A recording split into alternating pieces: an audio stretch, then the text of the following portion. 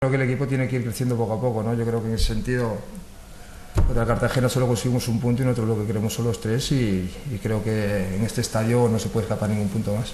Empleará la misma contundencia ante su ex equipo. El cancerbero guarda gratos recuerdos de su paso por el conjunto de Soria, pero se ocupa en recuperar el fútbol para reconciliarse con la afición. La afición es fundamental para nosotros, ¿no? Pero después juegan 11 dentro del campo. Está claro que su apoyo es muy importante. Esta afición siempre se ha caracterizado por ayudar al equipo en los buenos y sobre todo en los malos momentos y yo creo que va a responder de buena forma y seguro que nosotros vamos a devolverle esa confianza con una victoria. Mandi ha citado los 19 jugadores disponibles, no están en la lista Moreno y Zambrano.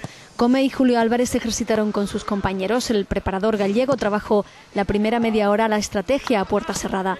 El equipo técnico imprimió mucha intensidad a esta última sesión, en la que estuvieron los canteranos Alejandro, Raico, Josué y Jesús.